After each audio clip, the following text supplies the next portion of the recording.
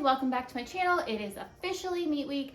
As I'm recording this, I am 6 days out from my next meet, and as you can see by the title, the last few weeks of prep have gone better than I could have ever imagined, and I'm going to take you through the 10 PRs I have hit over the last 2 weeks to wrap up what has probably been my best meet prep to date.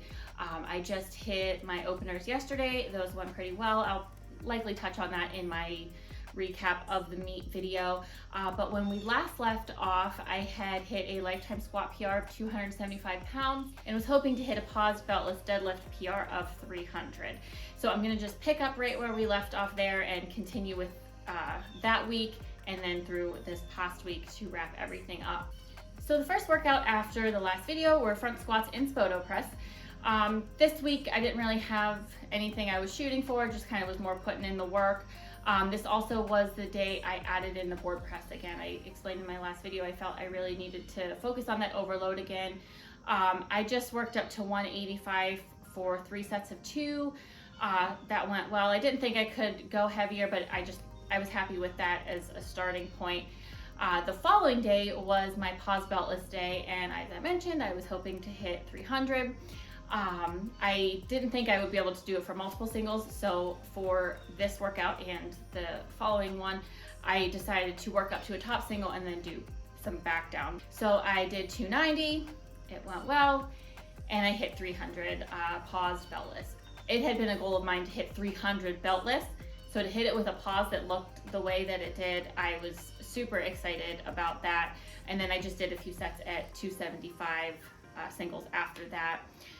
The following session was a high bar day. I was kind of hoping to hit a PR that week of 240 pounds, which would have been a 5-pound high bar PR, but I wasn't feeling it that day. I could tell on the way up it likely wasn't going to happen, so I just stopped at 230 and hit some doubles there. Again, just putting in the work. Not every session is going to be a PR, even though sometimes it might seem like that. So rolling around to the weekend was my last heavy bench day. This is our first lesson in not being afraid of failure, but I worked up to a top single of 175 pounds, which tied my best.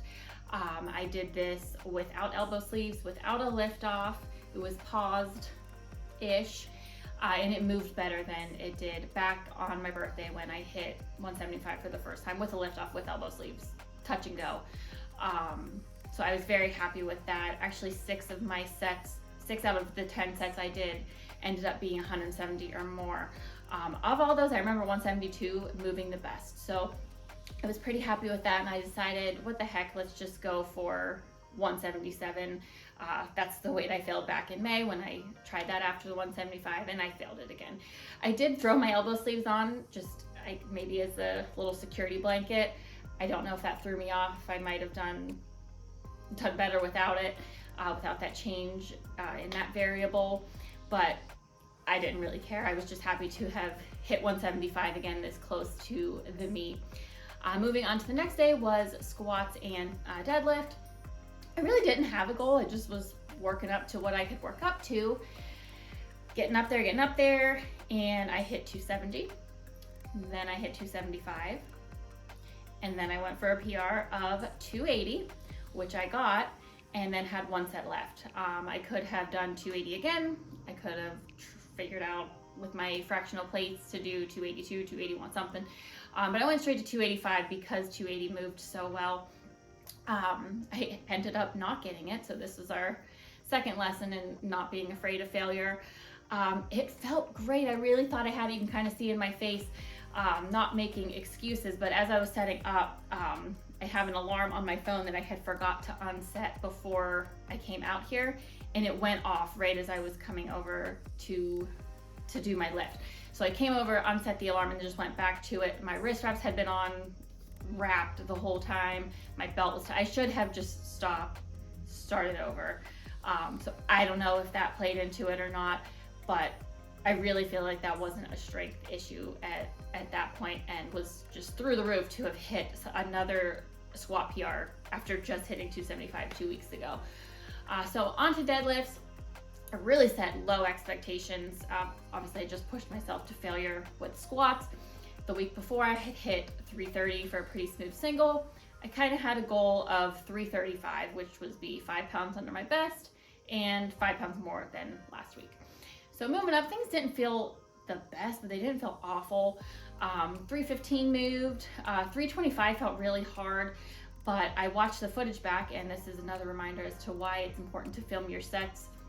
I film almost all of my sets, regardless if I make it in a video or not, because I watched them back. And one thing I noticed is I had kind of kicked the weight out on my right side, and before I could pull, I had to pull the weight back and then up, which without that video, I wouldn't have known that is what made it harder than it really should have been. So I went to 235, and it moved. It was hard. And at that point, I was happy. I hit the number I had in my head after hitting a squat PR. I was just kind of sitting around here, and I thought to myself, you know what?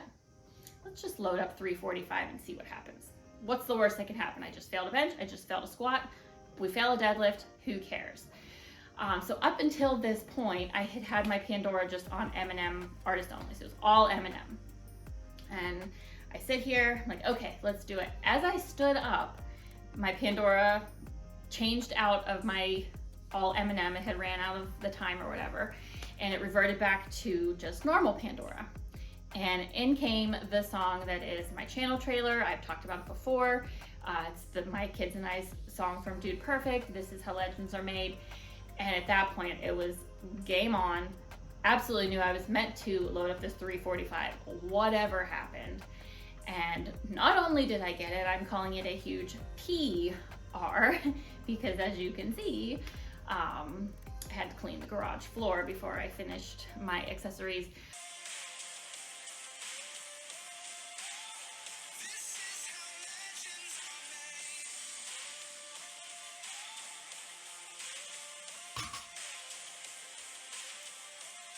But with how that was moving, there was no way I was stopping. I did not care that I was peeing everywhere. It just happens, it's part of life, and while some people might think it's disgusting, I wasn't about to let a PR slip away just because I was afraid of peeing on the floor. And looking back at when I hit 340 for the first time at the beginning of this like 8 weeks-ish training cycle, this 345 moved infinitely better, and 350 has kind of been a number in my head for quite some time, so to be this close to it is something that I never thought I would ever get to. So I'm pretty excited that that's how I ended my heavy comp bench squat and deadlift sessions. So the next session was front squats and spoto press. Front squats isn't really something I share a lot on here, but I would say it's one of my most improved exercises. When I first started adding them into my program, I added them because I hate them and I'm terrible at them. So I figured it would fit me to have them in my program. I could barely do like 125, 135 consistently. And this past week, I just hit a PR of 170 for 3. That is the most I've ever had in front rack position. So even 170 for 1 would have been a PR. So I was very excited to hit 170 for 3. I then went into a spoto press, which I had been doing a set of 3 and then 3 sets of 2. Last week, my set of 3 was at 170, and then my doubles were at 175, and the doubles at 175 were kind of shaky. This week, I did 3 at 175 that moved infinitely better than the doubles the week before. So I kind of had in my head I really wanted to go for 185 for one of my sets of 2. So I did 180 for 2, which moved great, and you know me, I'm afraid of my big jumps. So I went to 182 for 2, also moved great. And then I ended with 185 for 2, which is a huge PR. Did I shorten the range of motion? Probably. But just to have moved 185 without any slingshot or board, without a lift off, nothing, I was just through the roof on that. So I threw the board on, went to 190, I did a set at 185, then I went to 195 for 2, went to 200 for 2, and that ties my best board. Again, without elbow sleeves, without a lift off. So I really wanted to go for a PR, but I have failed a board press one time without a spotter, and it is terrifying. I can't move these safeties up any higher because of my rack height. So I was pretty trapped under it, and it took a lot to slide it off so that the board was off my chest and I could kind of scoot out under. Normally I have no issues failing. The safeties are perfect height for me for a normal bench. So I looked around, obviously you can see we have lots of wood in the garage.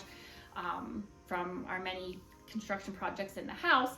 So I decided to be resourceful, and I just placed 2 boards here on the safeties. So just to give me a little extra room in case I would fail it. And I ended up not even needing them, as I hit 205 for 2, which was a huge 2-board PR. I had done 205 for a few singles back in June, and they were super grindy.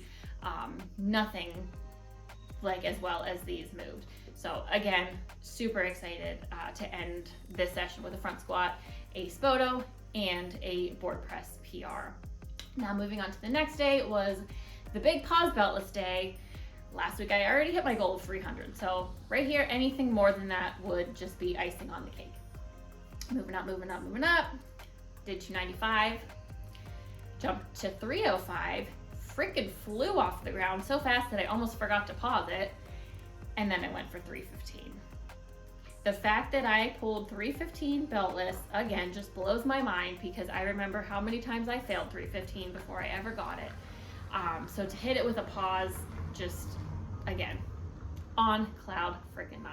And then that brings us to the last session of the week, which is my high bar day. And then I also have some light bands, light banded bench, but no PRs happening there.